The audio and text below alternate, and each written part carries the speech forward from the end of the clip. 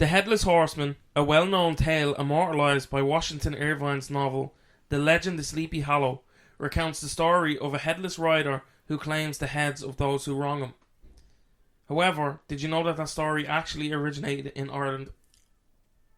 I did. Yeah, I meant to say Irish mythology, that's why I cut it off Ireland. there. Ireland?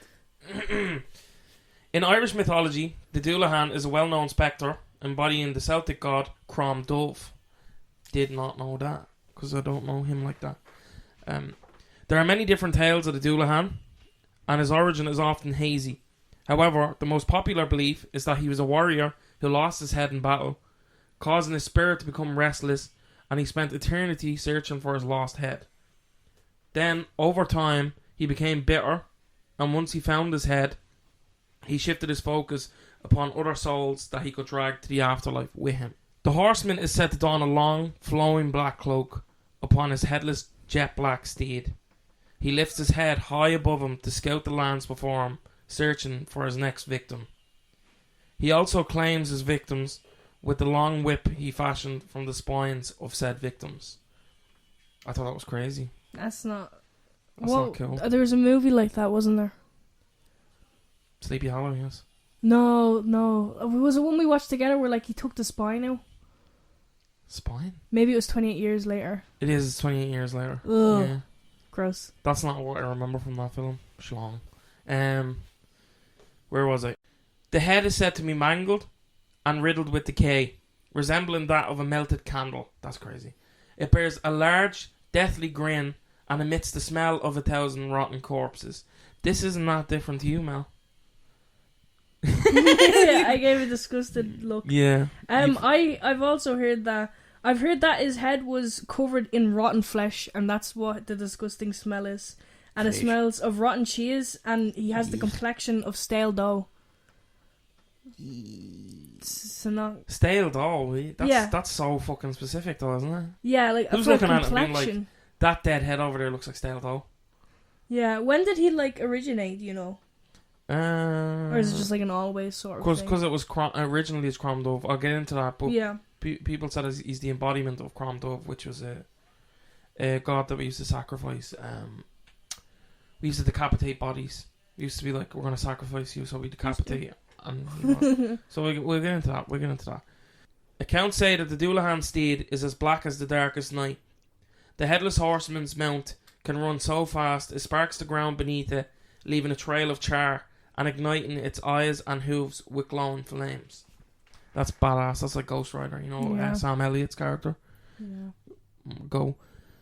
Other times, he is said to sit upon a large horse-drawn carriage made of coffins, headstones, and the bones of his victims. 5 more of these deathly steeds are said to roam the lands of Ireland, leaving a trail of terror behind them. So, instead of just the one horse, he has 6 of them. Yeah. And they all headless too. So, yeah, that's in a lot of what I've read. I think it's Washington Irvine. What? The mic picks that up, you dick. I didn't know. Washington, I think because of Washington Irvine's telling of it, people kind of envision that little bitch robbed their culture. No, I won't call him a bitch, but you know, it is what it is.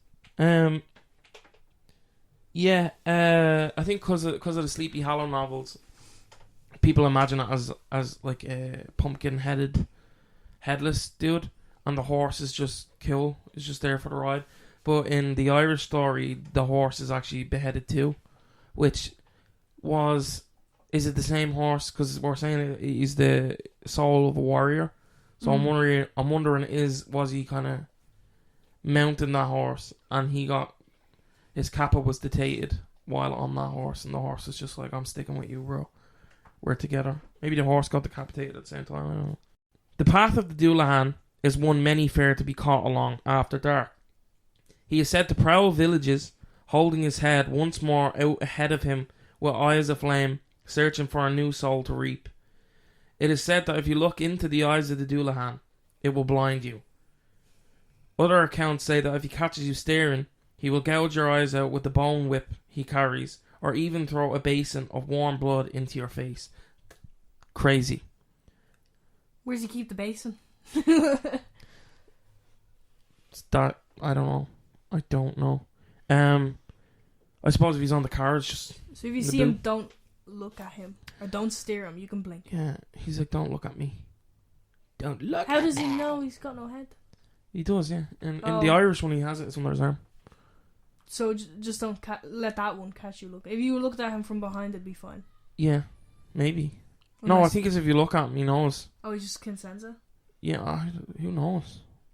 I've never ran into him, Mel. I'll ask him next time. I heard that he can't say anything on his drawer. He can only say one word, and that's the name of the person whose life he wants to take. Yeah, I've read that as well. So it's also what I found interesting in the story as well is that chains can't hold him. That's real as fuck. That's cold as fuck. Or farming. Yeah, or farming. Like he'll just, if he runs towards a gate that's locked, it'll just explode the lock. Yeah, like if he drives through a place with like a load of locked gates, I heard that they just open. Yeah, just open. He's our farming actually. And you know what? Fair play. Yeah, he kind of marks people for death. Yeah. So people have also been said to drop dead instantly or faint in fear when they're the Dullahan. So whether that's hearing their name or kind of seeing it, I think I would probably. I'd probably faint from how cold he is. Cold as fuck. But this depiction of the Headless Horseman is believed to have evolved from the ancient Celtic god of fertility, Crom Dubh. In the past, when human sacrifice to the gods was a common ritual, King Tigermass, the King of Ireland, worshipped Crom Dubh. That's a cool last name. Tigermass. Yeah. All of them really are. I'd make up my name. I'd be like Billy Billy Butcher. Oh, Erie. Oh, Erie. So yeah, the Dullahan is outside. Crom Dubh demanded the annual sacrifice of human lives, and the method he required was capitation. I said that wrong, didn't I? No. I did. Sorry, it required decapitation. Where the fuck did I get capitation? I think because you did it as a joke last time. Oh yeah, I did, didn't I? So when Mel, do you know what? You could slag me here, but I suppose you're better than me because last week I had a field day. When Christianity arrived in Ireland in the 6th century, these sacrificial rituals were condemned. As Christianity gained popularity, they ceased altogether. Yeah. Boo fucking hell. During this period, the story of the Dullahan first gained prominence. So 6th century, it kind of started having a resurgence. The Irish people believed that Crom Dubh took his physical form to continue obtaining the sacrificial souls he saw. So basically, it was like, fine, I'll do it myself. Do it myself. So yeah, that's kind of like the old. I have sightings. That's cool. I have sightings. He gives me, and they won't admit it, but that kind of screams Ghost Rider. Yeah, especially, I mean the whole thing. I think Ghost Rider is probably inspired by him. No, when you Google it, I googled this. He said no, it's from whatever. I was like, no, you're lying. You're lying. You're lying to me. Yeah, you lying. Don't bullshit me, because I know. The Flaming Horse. He's a modern adaptation. That'd be cool. The Flaming Horse. It'd be cool. Like a version, like a story or something, a modern take on it. So like instead of a horse, he has like, I don't know. Oh, like that's just Ghost Rider, but yeah. He has a scrambler. No, he has one of those like the bike to work schemes. Oh shit, yeah. I've heard that the Dullahan, the only thing that can frighten him is precious metal. Now I don't know what that is. Silver. Yeah, but also gold, because that's mainly what people had. So like if you just threw that, if you threw it on the ground in front of him, tracks leprechauns. It would cause him and his horses to suddenly stop and then turn around and flee. Tracks leprechauns, though, doesn't it? Do it? I don't know that. I don't know that for sure. We'll find out. So you'd want to have gold. Gold. Yeah, and a lot of people didn't have gold. I would feel like they probably, some people would, but I feel like it's a rich. Families were likely to possess gold back then. Alright, fair enough. I feel like we have We a were goat swimming our in it. family. Tell people that, Mel. Fucking we want people. look we for want Mel's the gold Dullahan at the to end of the know. We want the Dullahan to know, so he'll leave rainbow. us alone. Yeah. I don't... Do you know what? Is there anything about jack-o'-lanterns? Jack-o'-lanterns? Jack-o'-lanterns? Because I thought that was a big thing for him. No, Or I the think that turnips. originated in Sleepy Hollow. Because Ireland, we didn't use jack-o'-lanterns. Yeah, we used turnips. And we used then turnips. Irish people went to America and there were no turnips for them, so they used pumpkins, and then everyone else started doing Yeah, it. but I think it was by that era, it was already an established legend. Because by the time they reached their Washington Irvine, I don't know, I haven't looked into it. The Sleepy Hollow book seems to have influenced a lot, and it does, because different countries actually have different iterations of the story. Yeah. I think Germany has one. America obviously has their own story of it. There's one recently in a different country that I'll actually jump into. So I'm gonna do you have a hand, Father? The Dullahan and turnip carving are both associated with Halloween and the Festival of Sound, so I don't think they're actually... The Dullahan is a headless horseman, often depicted riding a black horse and carrying his own head. Carving turnips into jack-o'-lanterns was an ancient tradition in Ireland and Scotland, used to ward off evil spirits during Samhain, the Celtic New Year, when it was believed the spirits of the dead walked the earth. So I guess... And he's also at his most prominent at Halloween. Yeah, so I guess it was to kind of ward him off, but it wasn't like a surefire way of doing it. way of getting him. Getting him. I used to think it was because like he was... I think I heard before he was forced to have a turnip as a head or something. So then when he saw the ones that were carved, he got like scared and left, or like he just reminded him of his past. Decapitating all these hoes in here. He just thinks there's a lot of other... Oh, well, wouldn't he be happy? Yeah, it's not just me. Tries to make friends with I thought turnips. he'd be like, oh, for me. Like your man in fucking Alvin and the Chipmunks Chipwrecked. Remember? You had the little coconuts with the faces on them. Yeah. Or he's like, it's for me? So in the 1600s, in Roper's Rest, just off the Black Pits Road in Dublin, the Dullahan was sighted patrolling the area in search for a victim by local residents of the area for several nights. When one fateful night, the residents nearby heard a loud whinnying. That's right, isn't it? A loud whinnying? Yeah. Residents nearby heard loud whinnying, followed by hooves on gravel coming from a nearby estate, where some locals even said they saw the spectre carrying a freshly severed head, never to be sighted again. Several weeks later, the corpse of Thomas Roper, then the Viscount of Baltinglass, was found violently decapitated by the family, and the body had been decaying for some time, correlating with the earlier sightings of the Dullahan. Now, the family stated that some locals knew of the beheading sooner, but neglected burial for fear of being cursed by the Dullahan for disturbing his work, while the residents thought the body had been there for some time due to neglect by the family, and the Dullahan claimed the head of the already dead corpse as an easy claim. An easy claim is a crazy way to put it. An easy claim of a soul. That's kind of because it went into a whole thing where basically some of these residents were supposed to be caretakers for the grounds in Baltinglass. Yeah. And he had been dead for a while. Like the corpse was corpsing. Yeah. So the residents neglected to kind of bury him, is what the family are saying.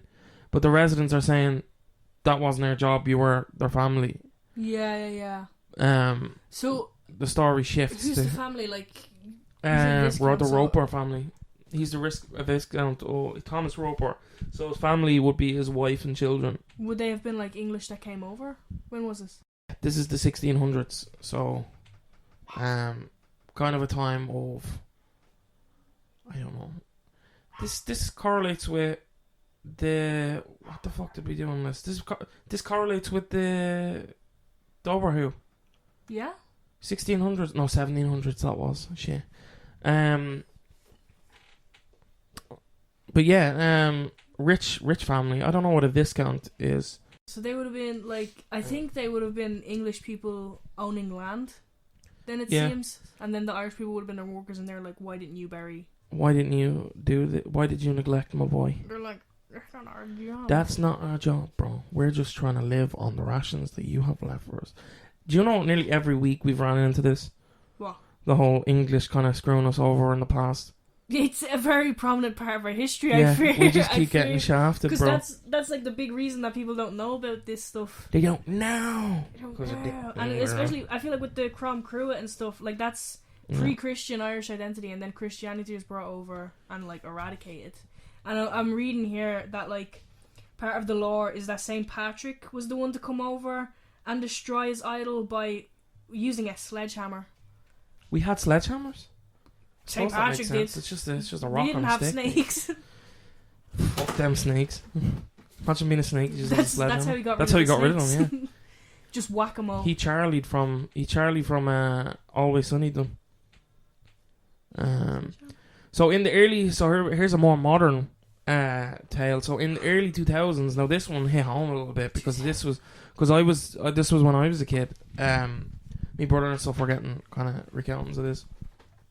In the early 2000s, alleged images and footage of the Dullahan was taken in Cork Park and began spreading via, chain messages, you text my friends, you text my friends. Which was followed by supposed encounters with the fearsome creature, but nothing more can be found on the topic. Images and video seems to have become lost to time. I really did try and find this. And I remember watching it, and it was freaky. But, I was a kid, so it could have been just...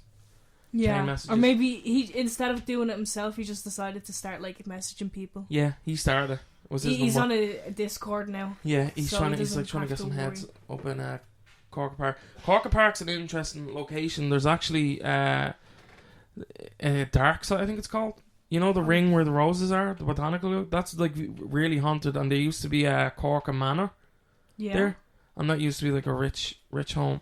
And from what I've read in the lore, in certain variations of the Dullahan, he doesn't necessarily just claim randomers. Yeah. It's usually people who are evil or tainted with sin. Oh. In some versions, again, Ghost Ridery. And the fact that, even if we were saying the Roper fellow was kind of a person who was, what's the word? A bit of a douchebag. Then maybe he claimed it because he was, Yeah, or even I was seeing if there's anything to do with like crop and stuff, because Crom Cruet is like a fertility god. Yeah. And his sacrifices were usually to ensure good yields of milk and grain. Yeah. And there's like a lot of connection with agricultural fertility. Yeah. That's mainly what the sacrifices were for fertility and stuff. For like good crop years and whatever. And stuff, yeah. In some tales, it is said the Banshee and the Dullahan cross paths. So this goes back to Freddy and Jason. 1. Yeah, Freddy versus Jason, this is. And even are said to work together frequently, as both are omens of death, with the Banshee being the warning of death and the Dullahan reaping the souls thereafter. Yeah, so it's kind of like she's like, and he's like, dead. The Banshee is also sometimes written as being connected to certain Irish families, as obviously we've discussed. Is Dullahan? What? Does the Dullahan have like certain? Oh, no, cool. That's what the Dullahan kind of works across the board. He's just kind of like, I don't want to hold whoever. You can get it. Y'all can get it. So it's sometimes said that the Dullahan again reaps the souls of those who are tainted with sin or evil, basically. Other stories says he acts randomly. It also says that no lock, door, or gate can stop him, as he has the power to blow open lock gates and doors at will. We've already been over that. So, it's one of those, and when you're researching it, it's hard to tell what the original kind of tellings are. So in researching it, it's kind of one of them stories again, because as we were saying, our culture kind of relies on oral tradition and storytelling, and a lot of our records have been destroyed the time or the English. But yeah, I think it's one of those that's kind of is also connected to other cultures, like we were saying with some of the other ones. In Germany, there's the tale of a headless horseman, and just as recently as let me find this. So one thing that I did find was an article in 2025 of an alleged sighting of a headless horseman in Mexico. So in the video, there's a man sitting in a car, and it's a CCTV video. You can hear clopping on cobble, and then you can see what looks to be like a spectre. Yeah. But the horse doesn't look... In it, you can kind of see the outline of it, but it looks more ribby. Like, it looks like a bones, basically. Yeah. And the dude in the video is just like... Shocked. What the hell? Like, just... I don't know if I buy it, but it was pretty popular in that. But that shows the reach of the character or the story or legend. He's not just gone to Ireland, he's going global. He's just going global. But yeah, Germany has one. Dullahan. America, obviously, across Washington Irvine. There's also another Irish author who wrote about a pre-Sleepy Hollow, and he actually originally brought it to America. I'll find the name of him. But he moved to Washington, which is crazy, to fight in their armies. And then when his kind of army tenure was up, he began writing stories that then brought the Dullahan to America and told stories of sightings there and in Mexico and stuff.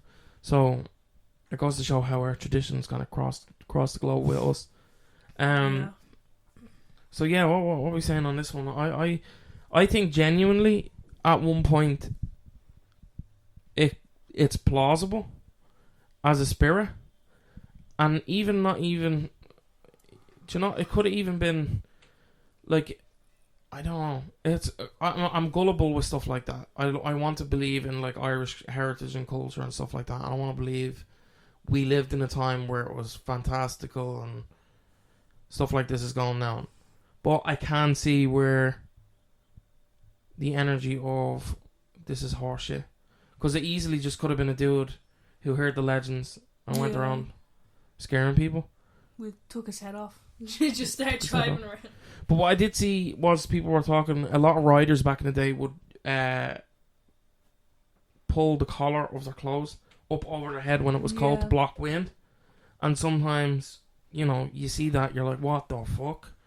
Oh, from behind. No head. Could look. Kind of looks like he has no head. So no head. But yeah, I don't know. What's your... I hope to never see him. Yeah, I think I do buy it. Always carry gold and carve your... That's actually... I actually saw the torn up thing was to do with another figure that we might cover. Which one? Something Jack. Is it Stingy Jack? Spring Heel Jack? I don't think so, wait. Spring Heel Jack is English, I think. It's just a little guy with little horns and jump roof to roof. Doing his Stingy Jack. Stingy Jack. Yeah. Jesus. And then that's why they're called Jack-o'-lanterns. Jack-o'-lantern. So hopefully we can cover them another time. Maybe a Halloween episode. Could be. It's still early. Yeah. I'm gonna carry gold on me always now. Yeah, I think I'd buy it. It's not. I'm a big into spiritual things, and we've had a lot of battles in Ireland. And is it a case that's one, or is there several, and it's kind of like a legend? Something that I actually read as well is when he lost his head and was searching for it. Now this is only in one story, that's why I didn't add it. So when he was searching for his head, he couldn't find it for ages, and that was kind of the image of it. So he struck a deal with evil red guy to basically, he gets his head back, and he gets, as long as he fulfills a certain amount of souls, he gets his form back, and he gets to go to the afterlife untainted. Now that seems a little too close to Ghost Rider for me, because in the Ghost Rider comics, I'm a bit of a nerd. Ghost Rider makes a deal with Mephisto to save his dad. Mephisto's like, haha, your soul's mine.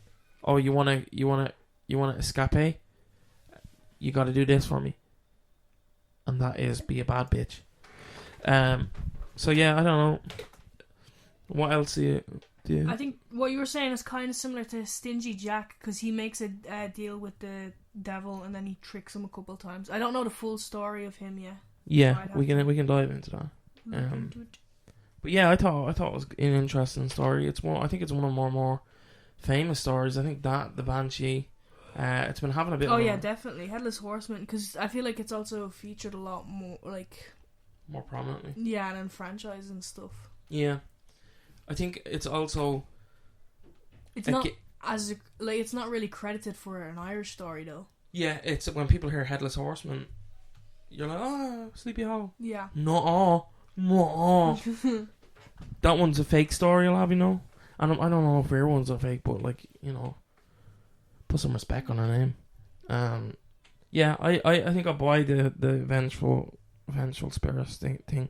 It's kind of like Banshee in that way. It's kind of one of them Irish stories where if you're walking in a park, you're bricking it. You're like, if I hear galloping behind me, you know, I'm gonna be real. Yeah, I'd be scared no matter what. It's just a horse. Yeah, even if it is a horse, I don't know. Horses are not. Horses are alright. No, if it's gallop, it's gonna run you over. Yeah, but if you're dark at night, why would I be out dark at night? Yeah, I like it. I like Sleepy Hollow. I like the Sleepy Hollow movie. That's good with Johnny.